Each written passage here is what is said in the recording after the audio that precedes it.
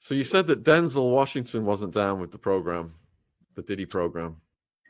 Well, no. My friend had to do a number 2, and she was on stage, and he wouldn't let her be relieved, and so she ended up doing it on stage in front of everybody, and it was a wet one, and it went everywhere. It was so nasty, and Denzel was disgusted. He grabbed his wife and was like, "You don't respect nobody," and ran up out of there. Did you see people react like that a lot, or were most people going with the flow? It was so much going on. The people that noticed reacted, but it was just so much going on. If you weren't right there in that vicinity, you didn't even know. It was too much going on. But yeah, everybody, and everybody was just walking around zombied out. Like after a certain time, when you would make the announcement, if you don't want, the regular party's over, if you don't want to participate in what goes on after. It's just interesting. I just want to bring up Justin Bieber for a second. Shout out to Justin Bieber, man. I'm a Justin Bieber fan. I want to work with him. Man, I have such empathy for you. You are a strong person, Justin. Shout out to you in your heart. You sing when I hear the pain. Now when I listen to your music, I hear the pain in your voice, Justin. All you wanted to do was sing. Your mother caught you playing your guitar, singing, and thought, let me help my son out. Let me focus on what God, let me nurture this talent. And she thought she was doing the right thing by taking that video to Scooter Braun. And I'm sure Scooter Braun probably thought he was doing the right thing taking to Usher. But Usher, why you do him like that? You need your ass kicked, Usher. Usher, you need your ass kicked.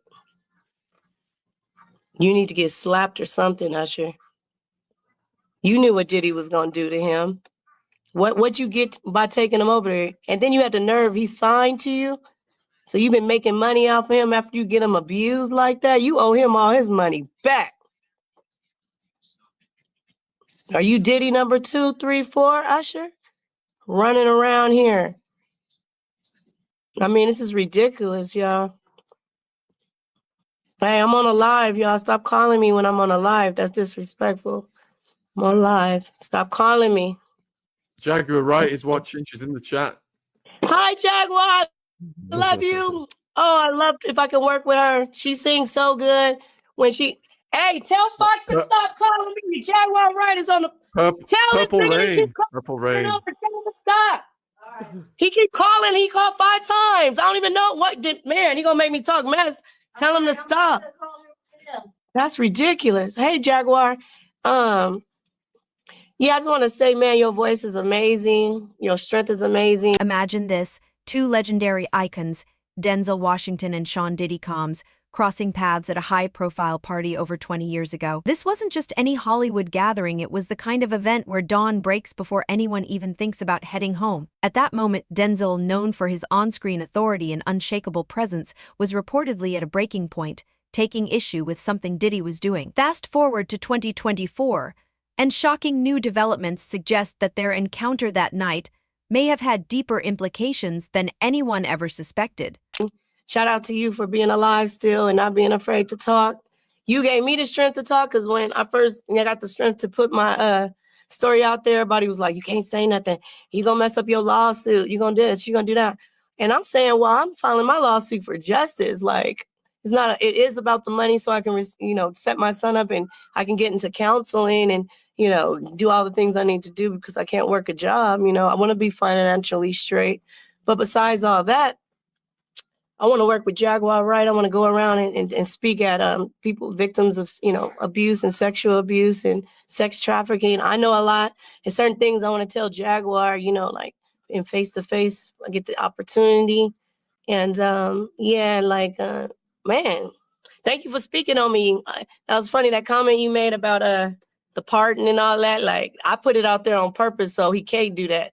That was the strategy of mine because I talk about it now. If he try to do it, it's going to look a certain way. So when you said that, like, he ain't going down with the dead, I'm like, yeah, see, my strategy is working. Do you think Justin Bieber will eventually speak out about what happened? Because he looks traumatized. He has to. He has. He's a father now. You think he would take his kid over there? Even Usher said he wouldn't take his kid over there. So why you take Justin over there? Why? What did he promise you? What extra did he promise you for you to take that boy over there at the time, knowing what he was going to do to him? What did he promise you? And then did you receive it?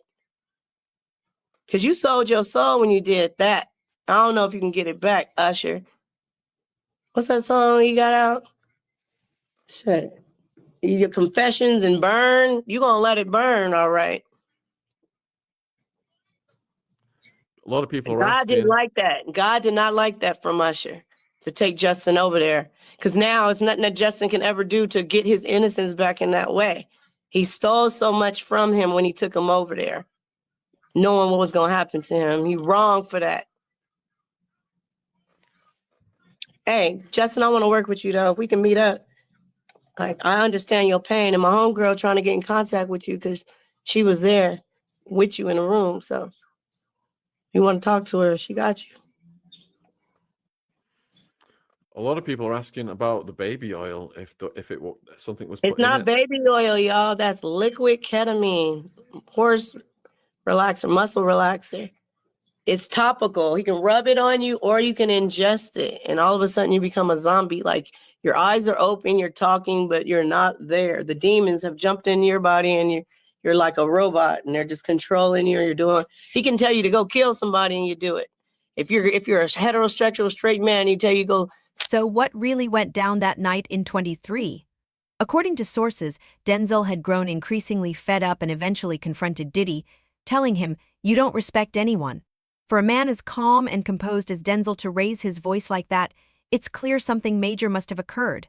Whatever Denzel and his wife, Pauletta, witnessed that night was enough to make them storm out visibly upset, leaving the party in a state of tension. Jamie Foxx just recently posted a video of his upcoming Halloween party featuring Chris Brown. It looks like it's going to be crazy. You had made mention about Jamie Foxx, or he had made mention himself in a special talking about his almost losing his life. And his hospitalization was due to Diddy. There are stories of him getting beat up and getting put, but I know he was on a movie set, but something from an altercation or something from drug related that was given to him. Diddy will pull up and get wild with you by himself. Like he's not soft. So that's the whole thing with him. Like, He'll pull up and take something like it. Bro, he'll pull up and, bro, he slapped Drake. He did, and everyone looked over that. Oh, I'm not gonna call him a gangster. But he be on some tough shit, bro. And it'll piss you off. Like with his son with the lip gloss on and the waves all the time. Yeah. He swear he a gangster, bro. I'm like, bro, we'll get crazy with you in here. I mean, anyone who probably do a line of cocaine will feel all kind of invincible. Will feel all kind of courageous. With money? With money, I believe they'll do a lot outside a normal man, who's rational. and just say, let me post up. But let me get your take on with Jamie Foxx, because mind you, Diddy parties and Jamie Foxx parties were the two black Hollywood elite parties that you would always hear about. That was like, you gotta be there to see it. For him to say that I was hospitalized possibly because of something that happened with Diddy. He thought he was gonna tell. Go. So look, I'm a shout out Big Dugas, my right hand man. Shout out folks. He have a very interesting Jamie Foxx story. I don't know if you know about this or seen it. No. Give us a Cliff Notes. I'm gonna let him come on here and tell that, but I'll say this though. I know he said something about Jamie Foxx in a bathroom. It wasn't Jamie Foxx in the bathroom, it was his party. Okay, it was his party, and then the bathroom situation went down. Despite the tension of that mysterious moment, it didn't seem to destroy Denzel and Diddy's public friendship. Over the years, they were spotted together at various events, from star-studded gatherings to sitting courtside at basketball games. However, beneath this seemingly amicable relationship rumors and allegations about Diddy's darker side began to swirl, whispers that many in the entertainment industry were likely too hesitant to confront. As we now know, Denzel's suspicions that night may have been just the tip of a much darker iceberg. I love, bro. Dude got my right-hand man, bro. Like, me and him been outside together 15 years. But that's my, bro. Like, he the reason I'm alive right now. You feel me? Like, he don't really care about money like that. Like, he don't really care about a lot of them. As long as he got his jewelry, he got his cup, he got his gun, and we doing our thing, he cool. Yeah, that's all you need in life. So, you know, whenever I know I got a situation coming up and, you know, the risk of dying is high, dude got gonna make sure he there. That's what he like to do. Right. But anywhere I take my boy, I have to give him certain guidelines. On this particular day, I say, bro, I don't know what we're gonna see in here, but we get $2,500 apiece to keep these two models right here safe at this event. Don't get out of my eyesight. He said, Gordo, that's my nickname, Gordo. I said, Gordo, I love you, but I gotta go to the bathroom. I said, okay, bro, the bathroom over there, I think. So I'm over here dealing with them. About 30 seconds ago, I hear, he got a gun. I'm like, I instantly know, I say, fucking do God. I look over there, I see he got joined up and it's out. And he pointed it at somebody. He said, hey man, everybody get on the ground. So now here I go, I gotta say, y'all stay right there. I come over there. 5 dudes in the bathroom. Everybody pants at their ankles. One dude didn't even have no pants on at all. He even had no socks on. He getting extra crazy. I'm like, dude, what you just see? He say, bro, these motherfuckers in here all pulling each other. I'm like, what you mean? He say, man, sword fighting in here. We gotta go. I'm looking like, damn. Shout out Big Duga. Shout out Big Duga. Yeah. Shout out Big Duga. Damn. That's the thing, bro. Like, bro, these, bro. So, let's do it like this. Let me ask you. Niggas would get mad at me. I wouldn't plug them with celebrities. And I say, look, bro, you don't know what you asking for. And when I see certain guys, I say, yeah, you definitely getting your cake stood. Because you too thirsty to go be up here. 5 in the morning? You want to be in the studio with all dudes? Everybody on ecstasy and cocaine? They sipping liquor? There's no females here? You the females, my boy. Shit. You the female. Oh no. Now, Chris Columbus had a story that he told where he was laying down with his wife and he got a phone call from Diddy like at 2 a.m. saying, I'm at the hotel. And he's like, yeah, well, who there? Like, pull up, it's just me. Fast forward to today, and Diddy is now facing the most severe accusations of his life. Reports allege that over 100 individuals have come forward with claims of abuse and exploitation against him. The accusations are harrowing, with victims ranging from adults to young children, the youngest reportedly as young as 9. If that's not disturbing enough, Houston attorney Tony Busby has revealed that more names are likely to be exposed, names that are sure to shock the public. And I'm like, when you hear these stories from different people, back then it's like, when it's coming from one entity, it don't hit as hard, but when it start coming from all over, you're like, wait a minute. Like, let me ask you right now. Yeah, let's go. Joker been out kicking it. He having a good weekend. It's Saturday, about 2 o'clock in the morning. You laid down, chilling, probably got a lady with you. You had a few drinks. Of course. And you get a phone call. Grown man, 2 a.m., telling you to come to his hotel. And you say, oh, what we do? We talk about some business? Oh, no. We just finna chill. We can't chill in the morning? We can't go get lunch? He wants you to come over there right now. He forcing the issue. What you finna say, bro? Now I'm gonna let my lady say it for me. I'm gonna let you at the crib. Brooke, you at the crib.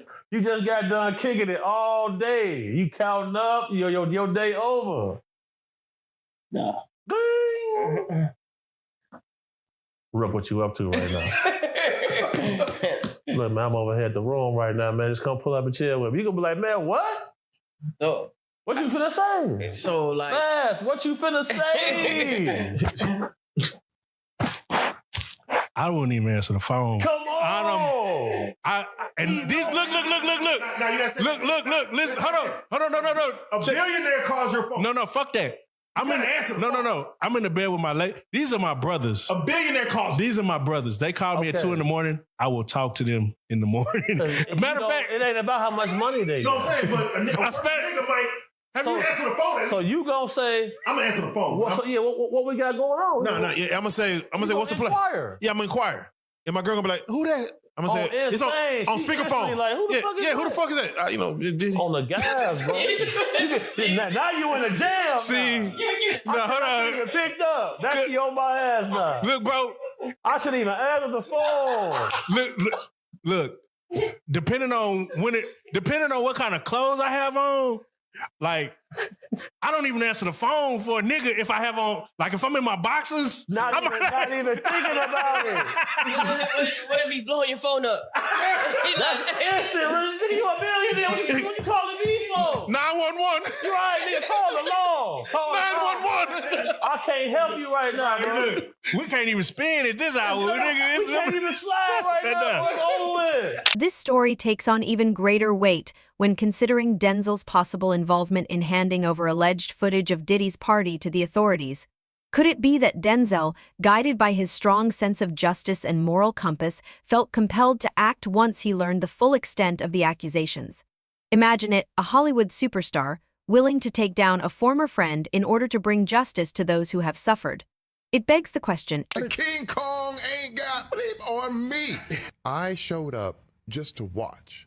A friend of mine, he was the location manager, and he was like, hey, man, you can come down. Denzel's working in L.A. You can come down and see Denzel work. I was like, I would love to. I was doing my little acting thing, you know, but it was like, whatever.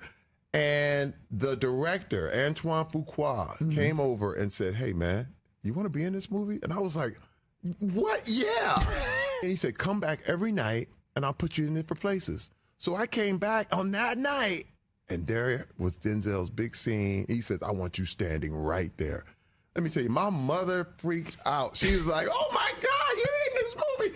But let me tell you, Rich, if that was all I ever did in my career, I would have been super happy. What was it like, though, to watch him deliver those lines in that scene, in that moment? Unreal. Now let's break down what the authorities are saying. Diddy has been charged with a range of disturbing crimes, including racketeering, conspiracy, and abuse by force or coercion. If found guilty, he could face a minimum of 15 years in prison, with the potential for a life sentence. This isn't just another celebrity scandal. These charges paint a chilling picture of manipulation, coercion, and an organized criminal enterprise designed to exploit the vulnerable. So it's kind of hard to fake CCTV footage. Simply because it's time-stamped and the pixels in that camera, any AI footage, the pixels is way higher than a normal camera. For sure. So, you know, you got to take that into consideration. I think I'm going to Google everyone who has a $200 million yacht. And we're gonna line this. We're gonna get close. It's hundreds of guys who got. Okay. Yeah. Okay. Rook, didn't you say you wanted a yacht? Yeah. 200 million. 200 million. I'm scared to get money now. It's getting scary. It's not the money that changes people, because if you a man who get money, you know that this money is a tool. Right. It's not your identity. And like, I'm sure there are things that you wouldn't do for money. Right. So it's not the money that changes people. Rook always told me money only amplifies who you really are. Yeah, you don't really know who you are until you get some money. Right. Yeah. For sure. Let you have anything in the world that you want. I'm gonna throw you what. Now, Diddy was he had sued the liquor company. I forget the name. It was a hard name for me to pronounce, but he pretty much won the lawsuit. But you know, it was explained that in these lawsuits there's a morality clause. Do you think that his battle against this liquor company could have been what set this off actually, or was this only inevitable? Well, you gotta look at it. We all thought he owned Ciroc. For sure.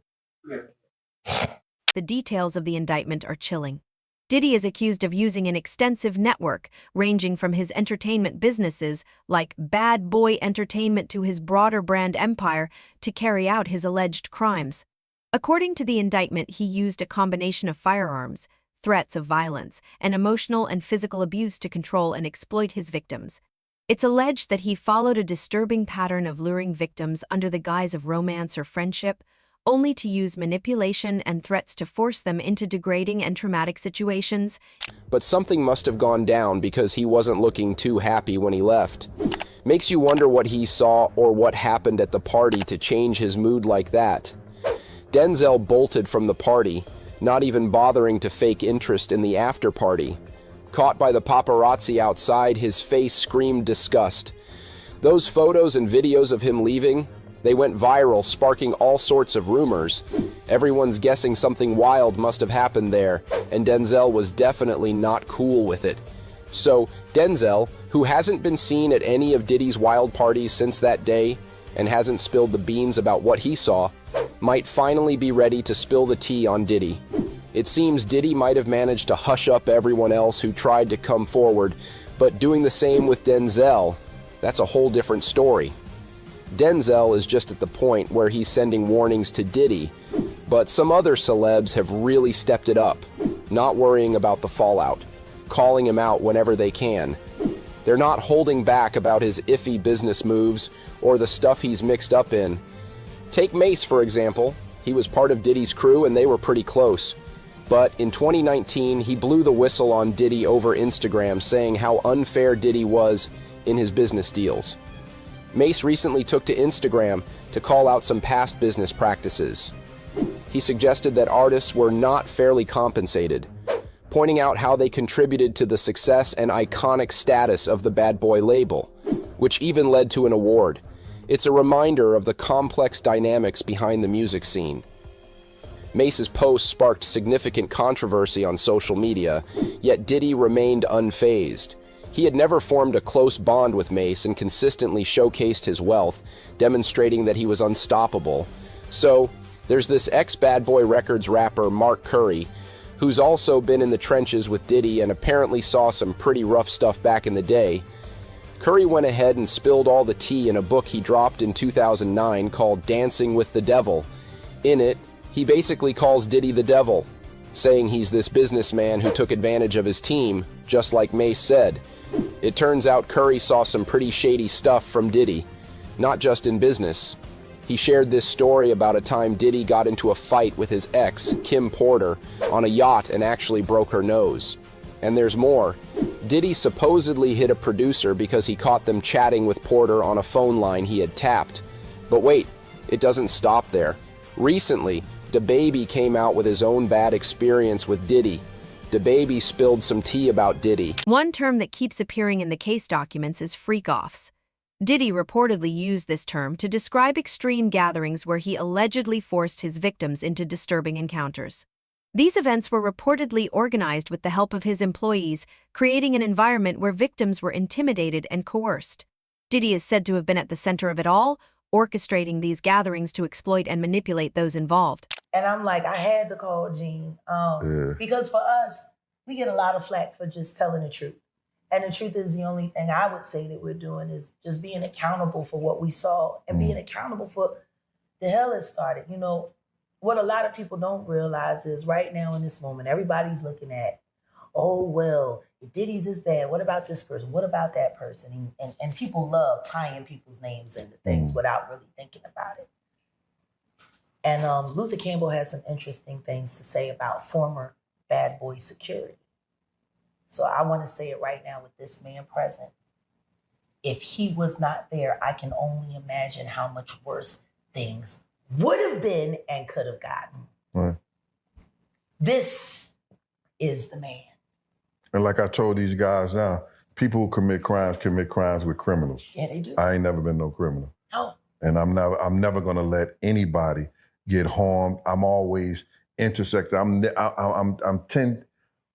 I'm 10 steps in front of you before it happened. But that's the other thing. No, sing my song. I'm gonna sing it, but I want to say this, and then I'm gonna sing it. In positions that we've been in, and the people that we've been around, you had it made. So did I. There was a disagreement in the way things were going. You went your own way. Right. I went my own way. If it was really, if we were terrible people, you don't walk away. You stay. It was made. You were the man of all, period. Imagine, as he went on into his billionaire status, all the things. I could have just kept my mouth closed. Period. I didn't have to tell Miss Wallace nothing. Nothing. I didn't have to say nothing to nobody. That's what people don't understand. I chose to. You understand? They want to make up the stories they want to make up. And that's what you get this internet. You got a lot of people making up stuff. But then when the stuff come true, they look stupid. They don't say nothing. They quiet as a church mouse. All the things that Jagden said, you understand? And the only thing I disagree with Jag about this was Chris. That's the only thing I disagree with it. Can we speak on that right quick? Because I knew Lou Tucker. And if you put Lou Tucker and you go in the photos and you put Christopher Williams side by side each other, they look like brothers. They could have been brothers. They could have been brothers. I'm not saying Lou Tucker did anything. I'm going to say that much. But I know Christopher Williams and I know